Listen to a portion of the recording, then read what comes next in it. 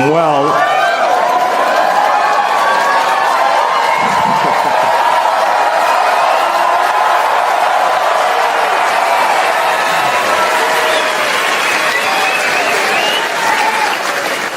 my favorite sex position.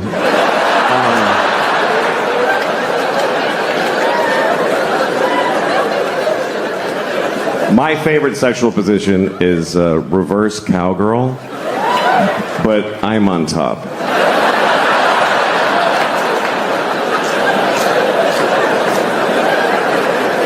Are you picturing it? It's good. It's really good. Nobody gets pregnant. It's a lot of fun. I'm trying to learn things about myself. I got a scale for my bathroom.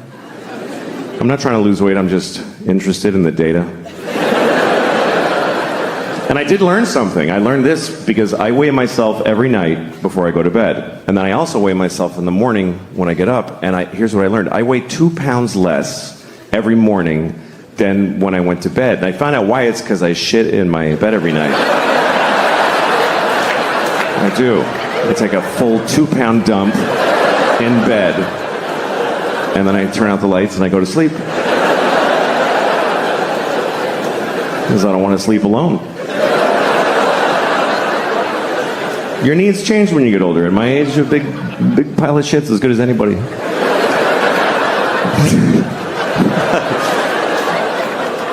I actually have a girlfriend, but we're struggling because she lives in France.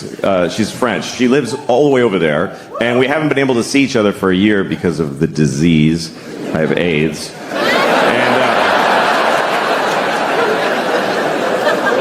And she's great, though. She sends me presents all the time. That's how she keeps it going. She sends me gifts in the mail. I get something from her every week. Sometimes it's chocolate from France or a shirt she wishes I would wear instead of things like this.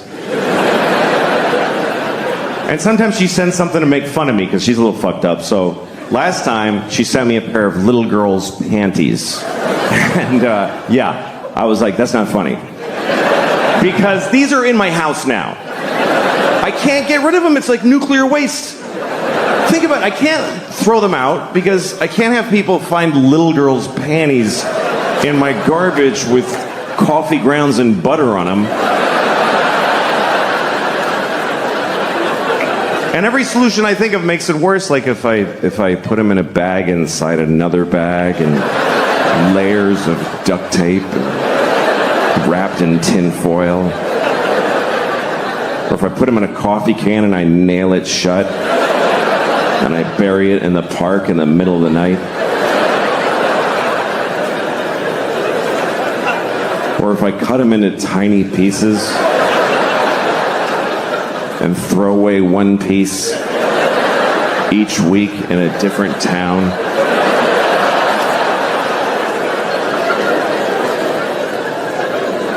My friend tried to help me. He's like, why don't you just burn them? I'm like, do you understand?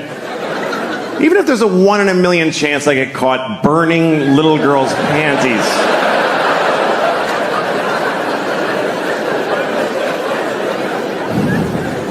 So I'm wearing them right now.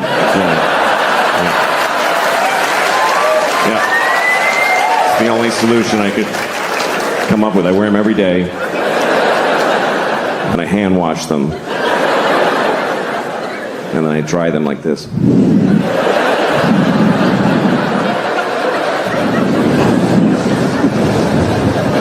Just right on the little strawberries.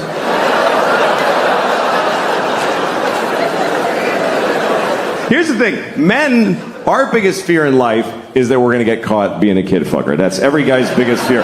Even if you would never do it, every guy's like, that's what's going to happen to me. I know it. It's like being afraid of sharks when you live in the desert. Like, I don't go to the ocean, but it's going to happen. Because it's a fear not based in its likelihood, but in how horrible it would be if it happened. Because when they catch a pedophile, holy fuck. Holy shit. It's brutal because we're scared. We're so scared of pedophilia because it's here and it's not going anywhere. That's a fact. It's not like there's a finite amount. of pedophiles, and we got the last one. No, it keeps happening. Every generation, there's more. Some of you have kids, and some of them are going to grow up and fuck kids. They might, you know. Okay, no, of course, not yours for some reason, but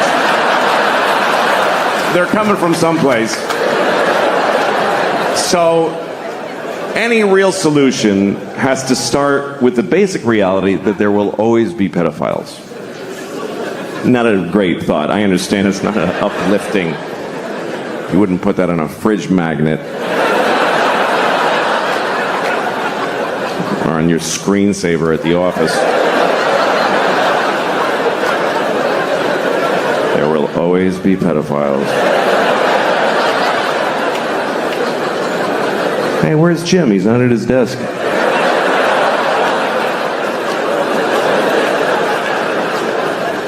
We do. We have to start with that reality because our solutions that we have so far don't really work. Here's our current solution to pedophilia. We wait till somebody fucks about 10,000 kids, and then we go, all right, you better cut that out. That's pretty much it. There's no measures for preventing it. None. We have no policy to prevent pedophilia. We're not even just like a street sign. There's a street sign for everything. No hunting, no spitting, no skateboarding. I've never seen a don't fuck a child sign in the world. I've been all over the world. Not even just like a picture of a guy fucking a kid with a line through it. So that it transcends language barriers. I mean, try it. You won't get most of them with the sign.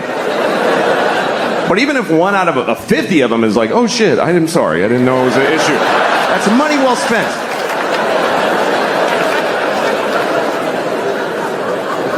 There's things that might work and we don't even try them. Like, is anybody working on very realistic child sex dolls? Okay, then let them fuck your kids forever. If that's better, I'm so sorry for suggesting something that might actually work. Oh no. Let them fuck both my sons, but don't make a doll. That would be distasteful.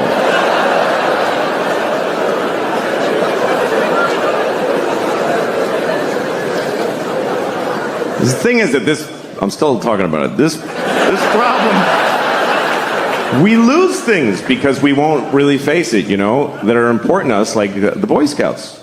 Boy Scouts, wonderful thing. Being sued out of existence because of all the kid fuckery that goes on.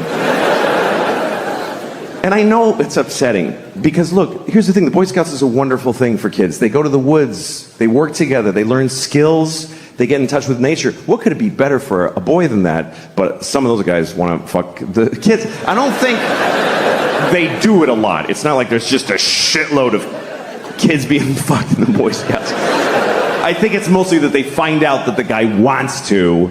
I don't actually know, though. I don't. Do you know why I don't know? Because I'm afraid to look it up. I'll go to prison for typing it into a Google. How do you solve a problem if you're afraid to fucking look it up? How many Boy Scouts get fucked on a... Oh, shit!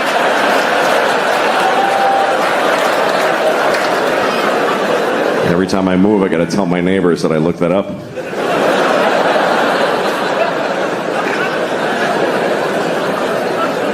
Here's what happens. Every few years, you find out there's some pedophile-type people in the Boy Scouts, and then they announce, we got them all. We're good. And then a year later, oh, there's a bunch more. What's going on here?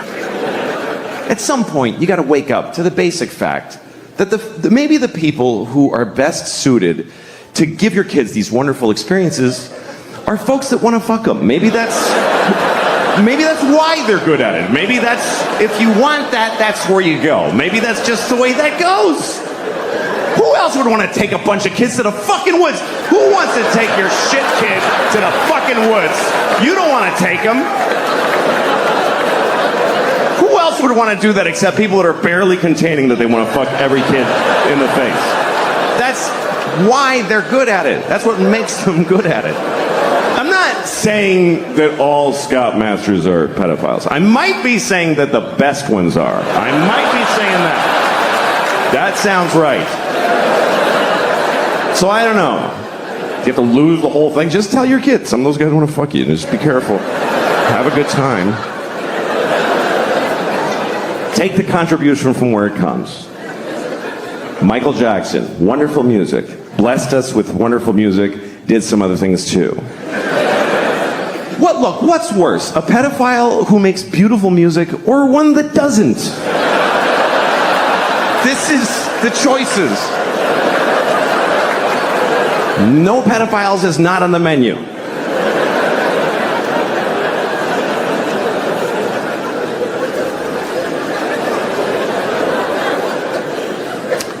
So how have you all been enjoying living the way I already was for a couple of years before all this? Welcome to my life. Can't work, can't go outside, can't show your face, gotta wash your groceries.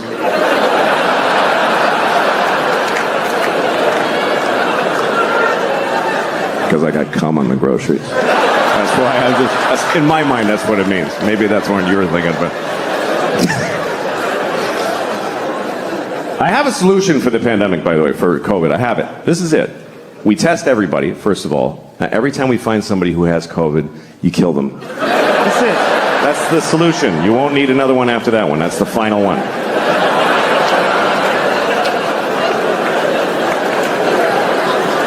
It's been pretty amazing to be alive during this thing, during COVID, because you're not going to see this again. And wow, did we learn some shit. That's really the things that teach you in life are things you never would have chosen to do for yourself.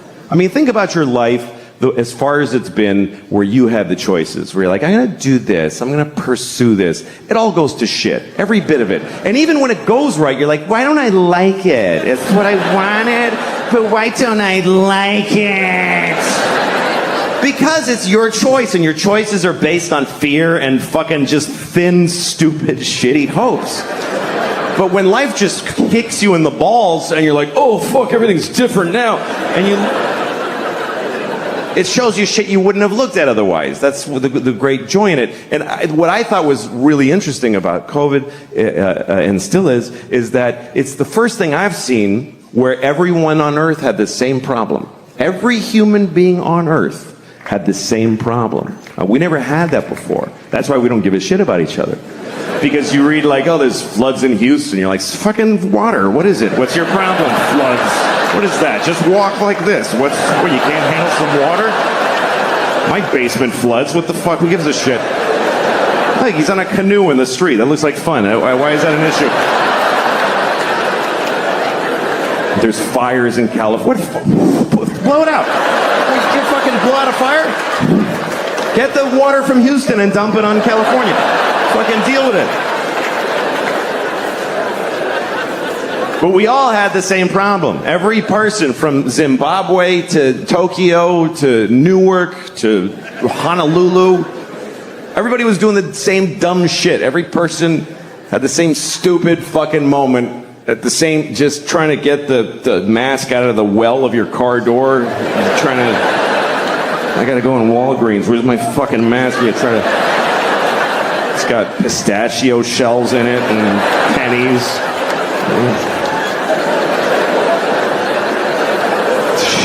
I'm sure it's still effective.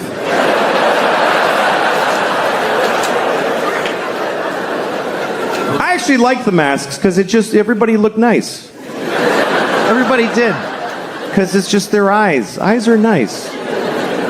You never hear somebody say, that guy's got gross eyes.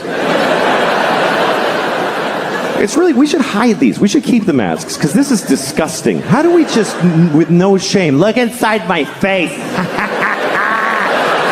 Spit at a tongue and teeth? It's fucking gross. Cover your mouth. I'd rather look at your asshole than your mouth. I really would. I'd rather stare into your asshole than glance at your mouth. Assholes aren't that bad, not to look at. We don't like to think about assholes, because like they're, the shit and the farts and the diarrhea. But that's a small portion of their time.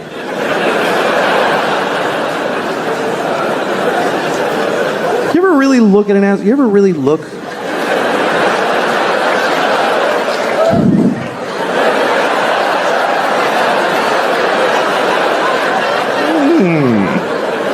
Once you see it, like, in nature, it's a little, that's all. That's your asshole. It's like, you know what it is? It's just an aperture. That's all it is. That's your asshole. It's like a camera shutter. That's all it is. It's like the opening to the James Bond movies. That's what your asshole is.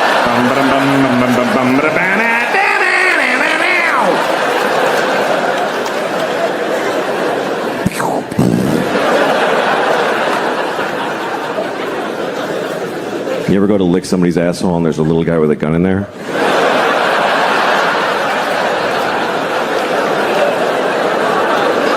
It was bad. But it really was an interesting social experiment, COVID, because everybody got told the same thing. The whole world got told the same thing. If you go out unnecessarily, millions will die. And a lot of us said, oh, I'm going out. Yeah. I'm going now and a lot. Yeah, and millions died. It's just, we're not that different from the turtles that you're trying to get them not to cross the fucking highway, and they're like, this is where I fuck over there, fuck you. And we're like, please stop. Putting little signs up, don't go, and then fuck you, I'm a turtle. It doesn't, we're not that different. We're just a fucking species. And we're just rolling along. Yeah, many dying old ladies died. That's what happened. Many dying old ladies finished dying.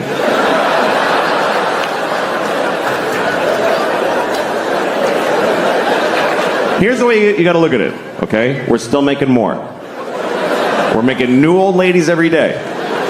There's a fresh batch coming. They're gonna be great. I was having sex with a woman once and she was so beautiful, I was having trouble not coming. So I pictured her face at 80 years old. And then I came immediately.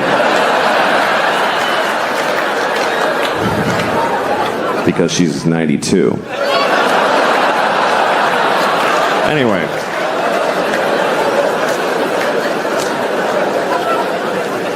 One thing I found very interesting was that during the pandemic, a lot of people really liked counting the dead people. That got very popular, was counting the amount of the dead and dying. Do you know how many people? Just today. Just today. Do you know how many people died of COVID-19? Just today. Why? Keeping a daily tally. We don't do, there's a lot of shit going on that we don't keep a daily tally of how many babies were dropped in a bucket of paint. And I looked that up. I'm not kidding you. It's 30 a day. It's a real problem. I'm serious. A steady 30 babies a day are dropped in buckets of paint. It's not random. It's one guy that won't stop doing it.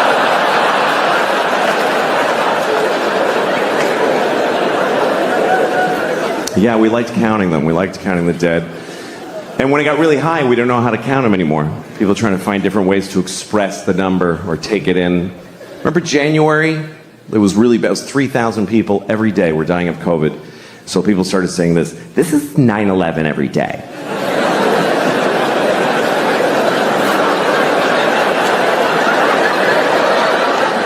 This is literally 9/11 every day.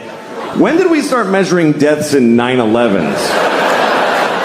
When did that become the new how many football fields long is it per mass death? How many 9/11s was World War II? Can we look it up? I know the Holocaust was 2,000 9/11s. 9/11 wasn't that bad, it was just one. Only one 9/11 of people died on 9/11. That's like nobody died that day.